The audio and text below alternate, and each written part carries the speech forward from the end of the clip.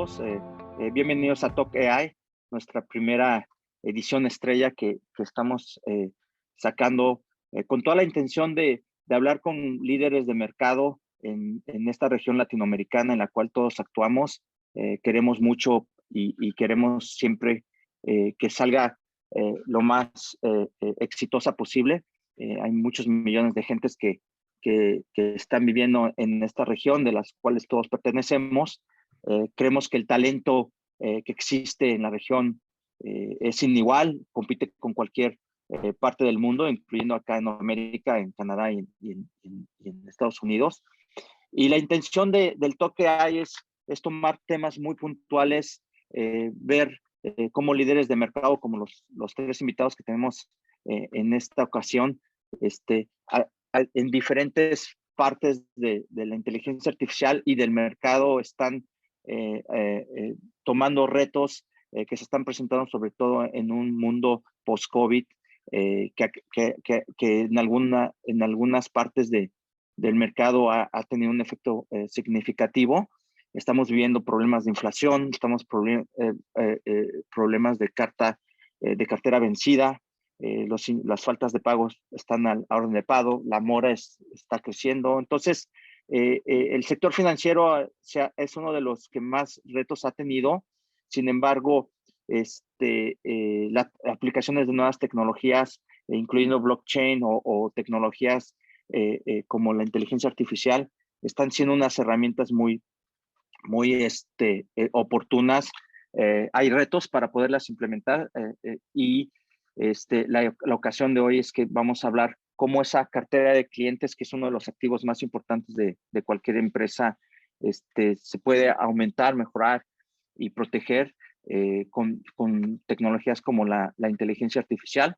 Nos acompaña Jorge Fernández, que por alguna falla técnica también se llama igual que Juan Esteban Saldirraga. Jorge es el ex CIO de Banco Santander, tiene más de 30 años de experiencia en el sector financiero. Ahorita está en el Board of Directors de Banco Forjadores en México. Está transformando instituciones financieras, tiene mucha experiencia. Él ha visto todo el cambio desde lo tradicional, las transformaciones digitales que se vivieron en los últimos años y ya en la parte trabajando ya para poder hacer una estrategia más data-driven, usando los datos para poder tomar mejores decisiones y mejores acciones de mercado. También está con nosotros Manuel Valdivia, que es el CDO de Caja de Arequipa. Manuel Valdivia es para mí uno de los top CDOs del Perú y tal vez de Latinoamérica.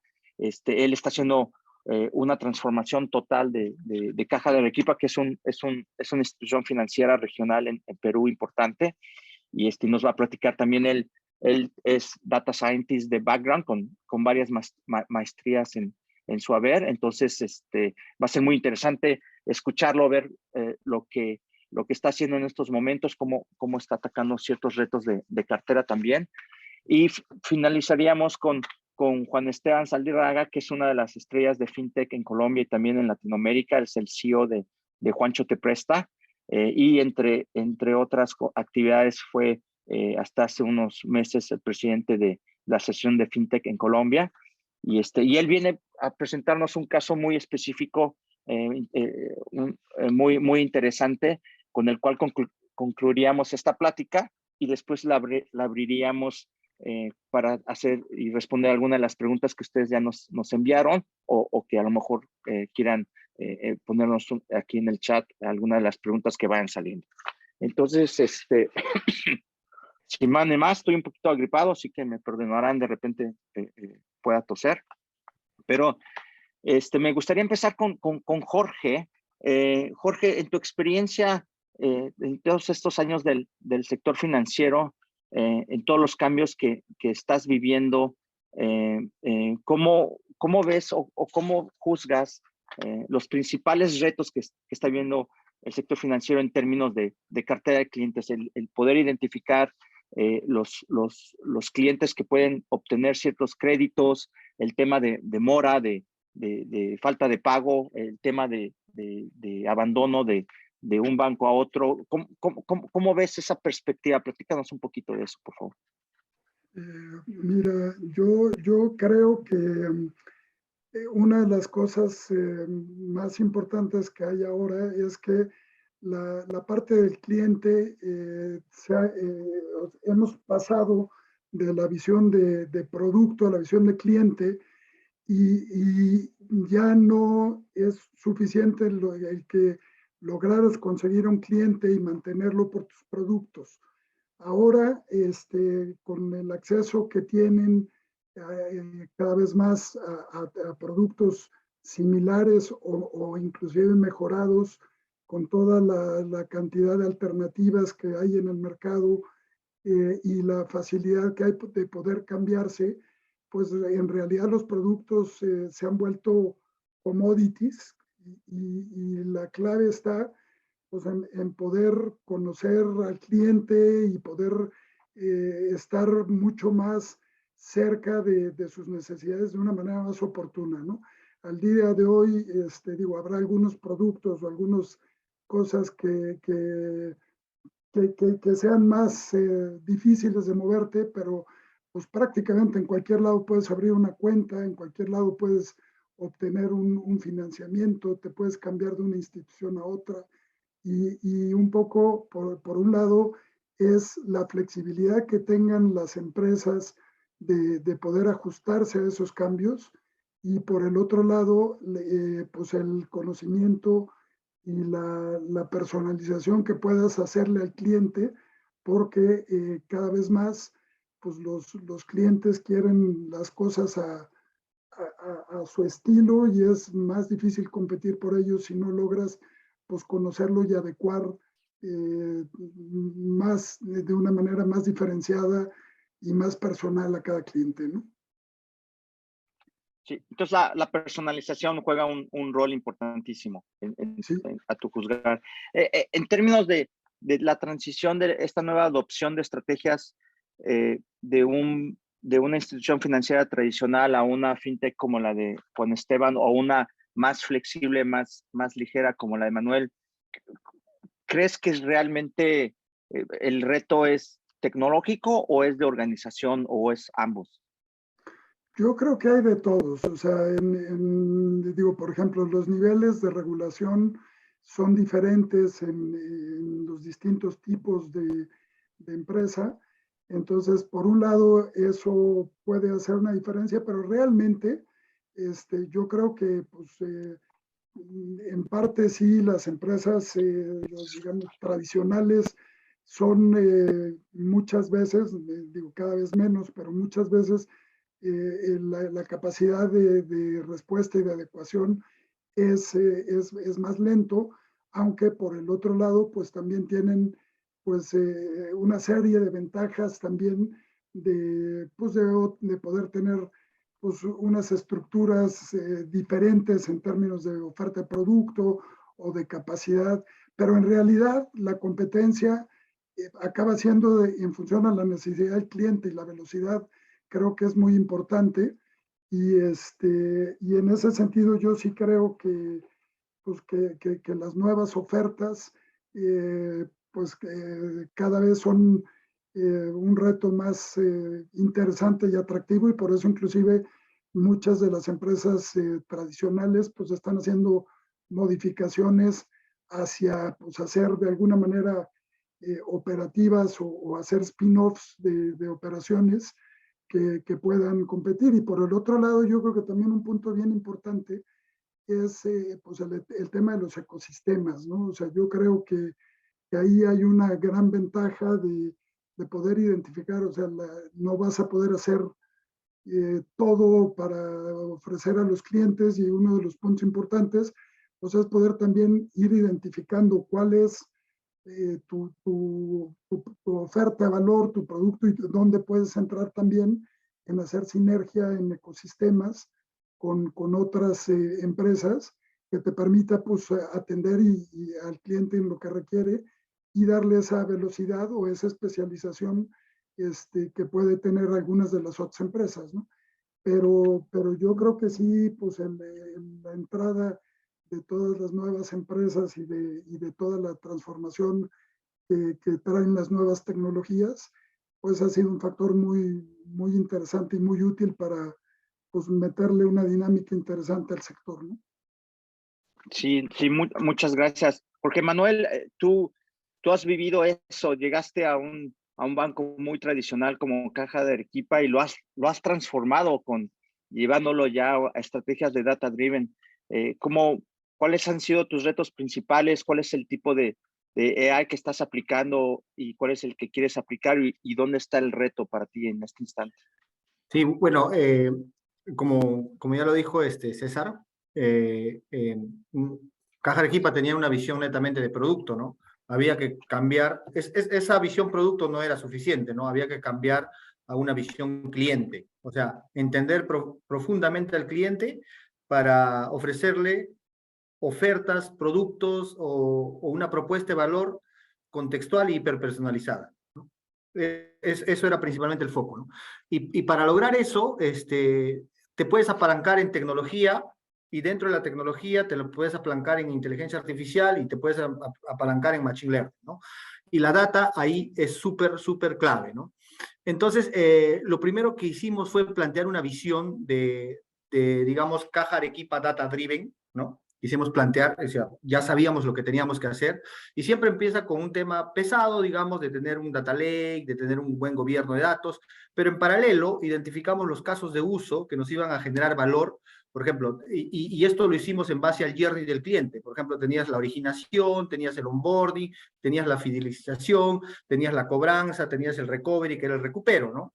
En base a eso, identificamos ciertos casos y priorizamos por generación de valor y rapidez, ¿no? Identificamos 2, 3 casos claves y empezamos a trabajar ahí mediante los equipos Agile, que eran conformados por los data science, los UX, los analistas de negocio, ¿no? Y diversos perfiles, empezamos a trabajar iniciativas, ¿no? Trabajamos modelos predictivos, los clásicos primero, modelos de retención, modelos de riesgo, ¿no? Y ahí, por ejemplo, encontramos que hicimos modelos de aceptación donde sabíamos ya a qué clientes teníamos que vender el producto, a estos segmentos con bajo riesgo, donde podíamos hacer cross-selling, y empezamos a encontrar varios nichos, ¿no? Y estos algoritmos hicieron que nuestro trabajo sea más ágil y más eficaz, ¿no? Y logramos incrementar los desembolsos, logramos bajar la mora, ¿no? Y el segundo, y eso fue muy enfocado, digamos, en la parte tradicional que todos los bancos tienen, digamos, una receta estándar, ¿no? Para la generación o para el uso de la parte de Machine Learning, ¿no? Después dijimos ya, ¿y qué vamos a hacer con el cliente? Entonces dijimos ya no queremos optimizar el desembolso, no queremos optimizar la cobranza, porque eso ya está, ¿no? Lo que queremos ahora hacer es entender a nuestros clientes. ¿Para qué? Para mejorar la experiencia. Entonces, todo estaba relacionado, por ejemplo, con el NPS.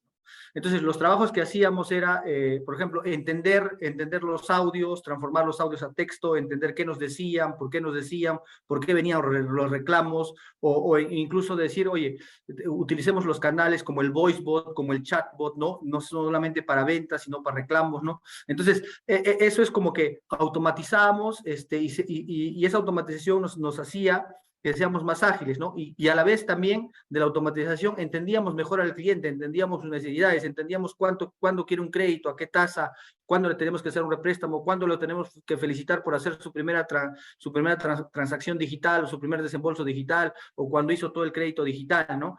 Eso mejoró en realidad bastante nuestro NPS, lo pudimos comprobar también los ratios de aceptación, de contactabilidad, nos ayudó muchísimo, ¿no?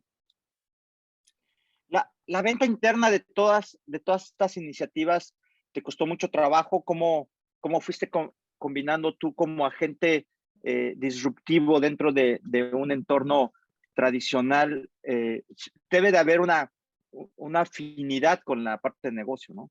Lo primero que hice fue crear una estrategia, una visión de datos, o sea, de organización data drive, alineado a lo que quería el negocio, en este caso quería lo que necesitaba el directorio, ¿no?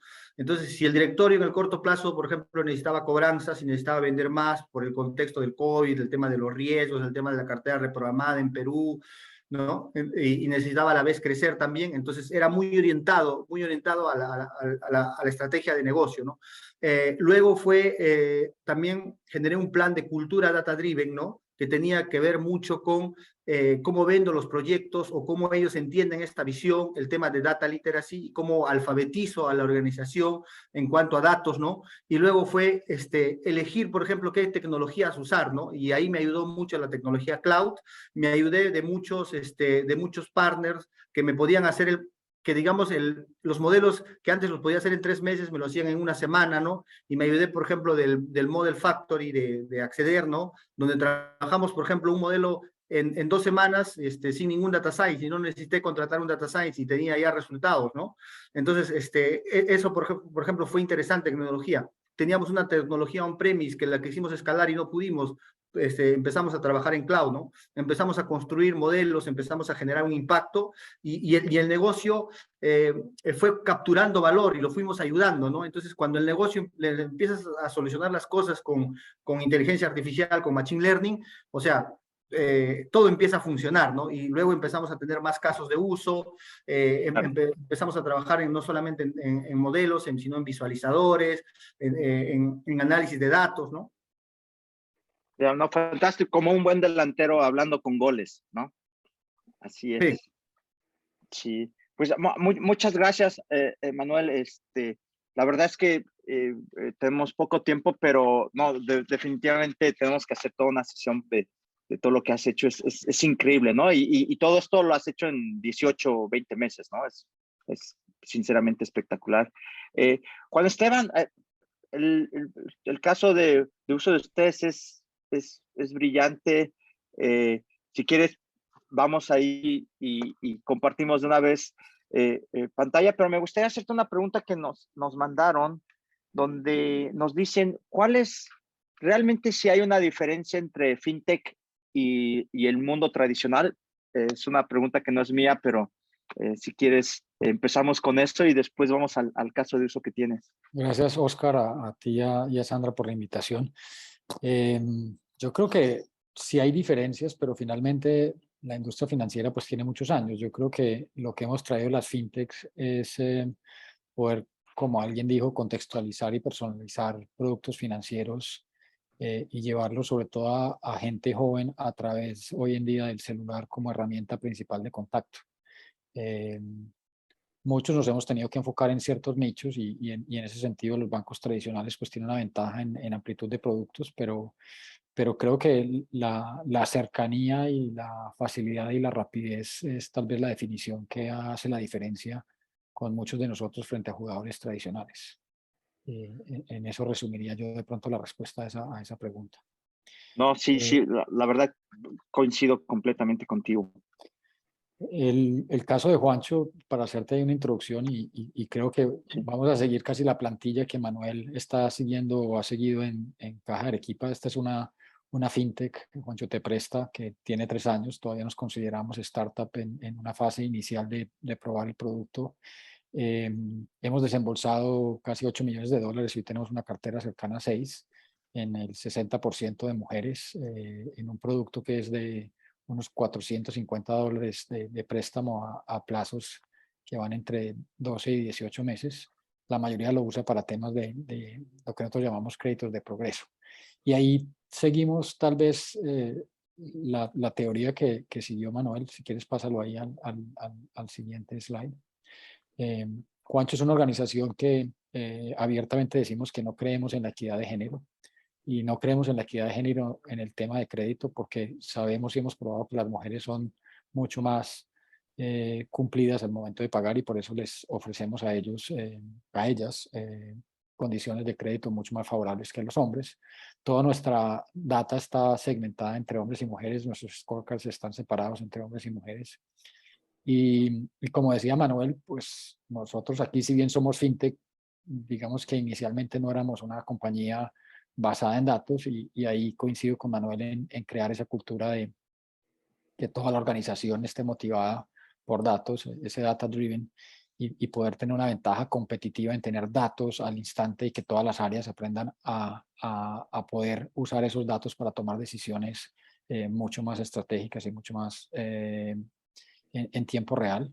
Y eso pues ayuda a lo que desde la Junta Directiva queríamos en decisiones más estratégicas y promover el crecimiento sobre todo rentable y sostenible. Pásala, por favor.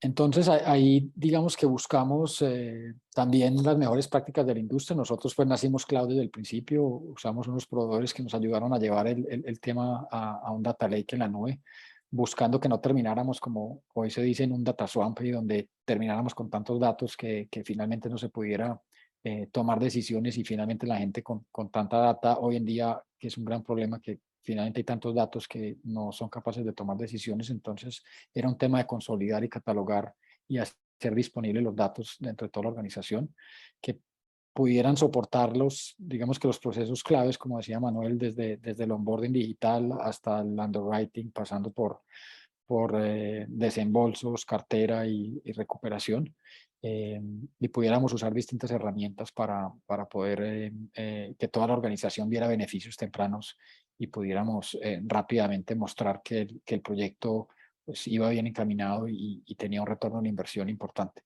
Uno de los temas que tratamos con los proveedores fue que ese conocimiento quedara in-house, entonces sí fuimos muy cuidadosos que todo el proceso, si bien nos apoyamos en proveedores externos, parte de los contratos conllevaban que nuestra gente, y agradezco a varias de las personas que trabajan en el proyecto que nos están escuchando en este Talk AI, a Manuela y a Sergio que han trabajado y a Anthony en nuestra área de riesgos que han trabajado en este proyecto junto con nuestro sitio. Empezamos a depurar los datos y a empezar a usarlos. Pásala, por favor. Esto suena un poco paradójico, porque siendo fintech igual terminamos, o uno termina teniendo silos de datos en distintas bases de datos, valga la redundancia. Entonces la base de datos de mercadeo, la base de datos del motor de decisión, la base de datos de cobranza, la base de datos de desembolsos, y al final cada área va creando sus propias bases de datos, y nos estábamos gastando mucho tiempo en procesos de reportería lentos, en ejecuciones manuales, en batch, y ahí fue donde digamos que seguimos el paso a paso de la solución, donde, como hizo Manuel, este es un proyecto que llevamos 3 meses, menos de 3 meses trabajando, y ya tenemos pues una cantidad de reportes para todas las áreas, definimos unos objetivos de corto y mediano plazo, definimos un data lake en Amazon Web Service, encontramos un partner, como les decía, que nos ayudara al tema de ejecución y quedáramos aquí con el conocimiento. El tema de gobernanza de datos y cómo, digamos, definir cada uno de los datos que se va a ese data lake es muy importante, y pues arrancamos a hacer esas ganancias tempranas con distintos reportes. Por favor, lo pasas. Y ahí pues podemos abrir un poco a discusión. Entonces tenemos dashboards desde el punto de vista de onboarding, este dashboard de la izquierda sobre riesgos, donde todos los días podemos ver qué decisiones está tomando el motor de decisión en línea, donde cuántos usuarios hacen solicitudes, cuánta gente estamos pudiendo consultar en las bases de datos de la Seguridad Social, cuánta gente conectan su cuenta bancaria a través de scraping con proveedores como Velvo, cuántas las decisiones finales de aprobaciones de crédito. Hemos hecho modelos de inteligencia artificial de lookalikes para optimizar, digamos que el embudo de solicitudes y no tener que gastar dinero aprobando o verificando clientes cuando se parecen a clientes riesgosos. Hemos hecho también con los datos en cartera lookalikes de segmentos de clientes. En Juancho tenemos 6 segmentos, 3 de hombres y 3 de mujeres. Eso lo detectó un algoritmo de inteligencia artificial. Detectó cómo se comportan las personas profesionales en ambos sexos, cómo se comportan esas personas cuando tienen personas a cargo y cómo se comportan cuando tienen niveles de estudio menores e ingresos menores. Y con base en esos segmentos, toda la organización ha enfocado estrategias de cobranza, estrategias de fidelización, estrategias de segundos créditos. Y ese básicamente es como el caso de uso que yo diría de cómo una fintech estamos usando los datos para tomar mejores decisiones y mucho más rápido y sobre todo en línea. Y ahí llevamos una ventaja muy grande a organizaciones tradicionales donde digamos que los datos y lo que está pasando, sobre todo con las carteras hoy en día que están teniendo problemas, pues los están viendo ya muy tarde y nosotros podemos ver esas tendencias mucho más rápido. Claro, no, y obviamente un fintech no tiene el tema, Jorge, de legacy, ¿no? Que luego eso hasta crea problemas de política interna que para muchas iniciativas tecnológicas, ¿no? Muy interesante. Juan Esteban, la verdad es que felicidades por el proyecto. Tenemos aquí 3 verdaderos campeones. Ya pasamos la media hora que prometimos y hay algunas preguntas. Sí, sí, hay unas preguntas ahí sí, hay 2. Sí, uno de los invitados en la audiencia nos está preguntando cuál es el factor o factores que los llevó en un momento a tomar acción ante los requerimientos del negocio y cómo en ese escenario llegaron a la inteligencia artificial. Manuel, si quieres, Manuel, si quieres ahí, Manuel, que... Sí. No, Manuel,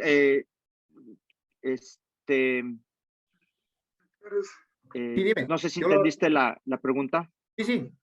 ¿Cuál es el factor o factores que los llevó en un momento a tomar acción ante los requerimientos del negocio? Mira, y ahí me sirvió no solamente que el negocio me haga los requerimientos, ¿no? Sino que yo los ayude y los lleve y los guíe en lo que tenían que pedir, ¿no? O sea, ahí fue mucho de enseñarles cómo se podría hacer las cosas, que pasen de esta visión producto a esta visión cliente, ¿no?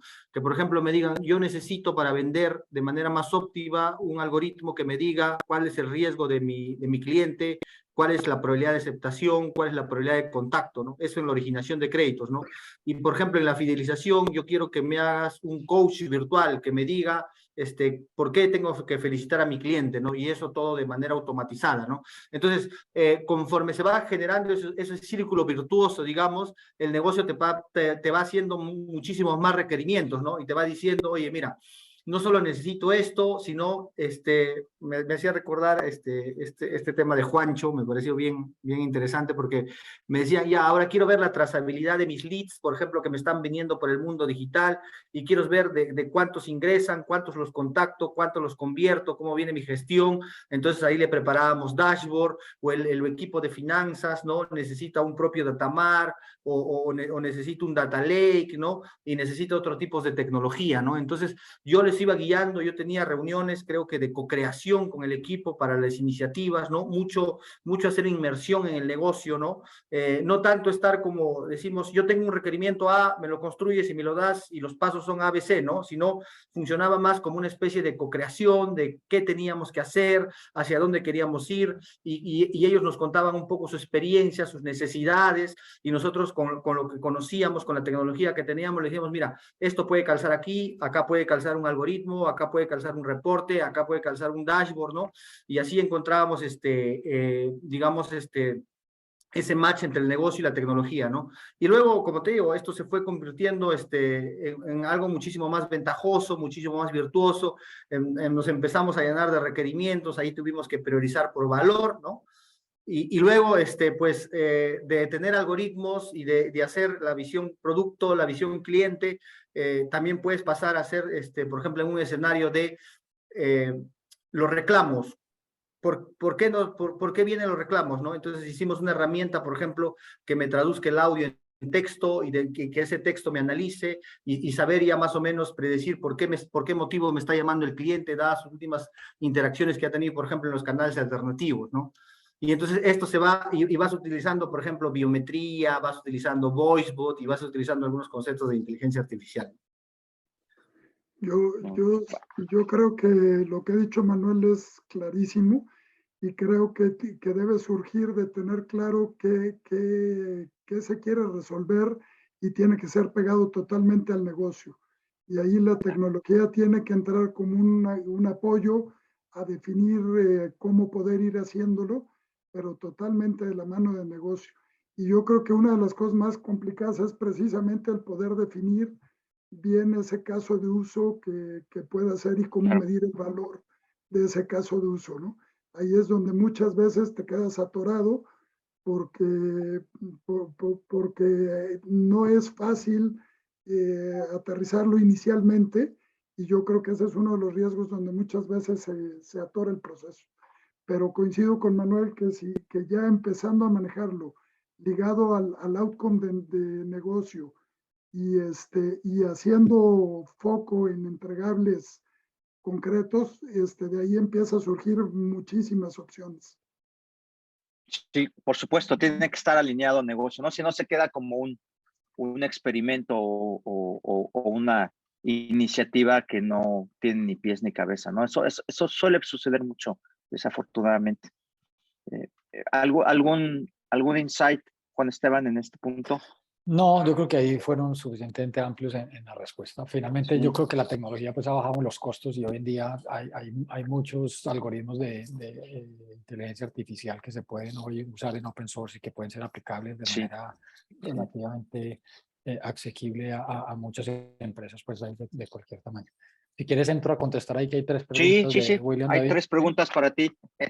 Sí. Entonces, si quieres, arranco el tema de que si le prestamos a personas reportadas en Colombia, aquí, Juancho, sí lo hacemos, no a todo el mundo, depende del tipo de reportes negativos. Normalmente hacemos excepciones en reportes de negativos en temas de telcos, en temas de celulares o móviles y también hay veces hacemos excepciones cuando hay carteras castigadas bastante anteriores o que demuestren que de pronto fue por algún momento como COVID, donde la persona pues tuvo un tema de desempleo. Entonces, esa es una manera como diferenciamos. En Colombia, pues el Buró de Crédito tiene tanto reportes buenos como malos, así que usamos tanto información de los buros de crédito acá como de la Seguridad Social para la toma de decisiones, más un modelo de, como les decía, de variables sociodemográficas con un algoritmo que nos ayuda a definir las variables que pueden, digamos que, representar o mostrar mayor discriminación en el momento de pagar o no pagar. Acá en Colombia una de las que más muestra discriminación es dependiendo de la persona cómo recibe los ingresos, si lo recibe en una cuenta bancaria o lo recibe en efectivo. La segunda pregunta para William, ¿cuál ha sido la estrategia de cobranza más efectiva en Juancho Te Presta? Hoy en día es un tipo de público que requiere mucho human touch, de estarles acordando y teniendo ahí digamos que una comunicación mucho más humana y sobre todo en temas de, digamos, de acuerdos de pago, pero ese tipo de cosas a medida que vamos creciendo, pues las hemos complementado con bots en WhatsApp y bots automáticos que ayudan inclusive a que el cliente se autogestione a través de nuestra página web o a través de los bots de WhatsApp que le permite al cliente pues definir un acuerdo de pago, fechas de pago y productos que nosotros llamamos les ayudan a solventar algún problema que han tenido en su capacidad digamos, de repagar el crédito de Juancho. Y la tercera pregunta, ¿cómo han logrado la suplantación de identidad? Acá en Colombia y en América Latina el tema de fraude tal vez es el riesgo más grande que tenemos en el tema de crédito digital. En Colombia tenemos un reto adicional y es que la cédula colombiana tiene para temas digitales unas dificultades grandes en cuanto a formatos, hologramas y reflejo de la luz en los documentos. Juancho Te Presta fue una de las primeras fintech acá en Colombia en usar biometría. Usamos un par de proveedores, uno español y otro estoniano en temas de biometría y seguimos regulación europea de video asíncrono continuo para validar la identidad de la gente. Revisamos esos videos incluso antes de desembolsar para tomar decisiones inclusive de crédito cuando vemos situaciones precarias de vivienda o de trabajo de las personas. Y bueno, ese tal vez es el reto más grande que tenemos en Juancho con el tema de crédito digital, es la suplantación de identidad. En Colombia, por aumentar el tema de inclusión, pues la banca tradicional del gobierno crearon unas cuentas digitales y por 4 o 5 años pues los requerimientos de conocimiento de cliente fueron bastante laxos. Hoy hay más de 30 millones de cuentas digitales de billeteras. Muchas de ellas hoy no están controladas por la persona real y eso nos está trayendo ya problemas tanto a la banca como a las fintech y pues ha hecho que todos invirtamos en estos temas digamos, de prevención de fraudes y repito, es uno de los retos más grandes que tenemos en este momento en la industria acá en Colombia. No, es muy, muy, muy, muy interesante. Yo creo que puede haber un océano entre el mundo digital y realmente poderlo desplegar en todo un mercado como lo tenemos en Latinoamérica. La falta de datos, la falta de documentación muchas veces inhibe el alcance de lo que puede ser el fintech o open banking, que que puedes ver por estas partes. Pero sí, definitivamente yo creo que la posibilidad está ahí. Ustedes lo han hecho muy bien. No sé si de repente podríamos incluso simplemente tocar en un próximo Talk AI, poder hablar del Open Banking, que es uno de los temas también en el sector financiero o de fraude también. Yo creo que son temas también muy, muy calientes que valdría la pena revisar. No hay más preguntas, que ya nos acabamos el tiempo. Las preguntas que teníamos que nos mandaron a la gente que se registró, ustedes de alguna manera las contestaron mientras estaban platicando. Entonces, pues no me queda nada más que agradecerles muchísimo su presencia, el tiempo que nos han prestado. Sabemos que son gente muy, muy ocupada. Es un privilegio para nosotros tenerlos en esta iniciativa que estamos lanzando a nivel regional de hablar, desmitizar y hablar sobre la inteligencia artificial real, la que se aplica, poder hablar de los retos que existen todavía en diferentes sectores económicos y pues con líderes como ustedes que día a día están tratando de resolver problemas y con herramientas tecnológicas. Para nosotros ha sido verdaderamente un honor tenerlos esta noche con nosotros. Oscar, muchas gracias a todos. Gracias a Pues, todos. muchísimas gracias, Jorge, Manuel, Gracias. por estar. Chao. Igualmente, Gracias por la ayuda, a todos. Sandra. Igualmente a todos. Buenas noches a todo el mundo. Gracias. Chao. Hasta luego. Bye bye.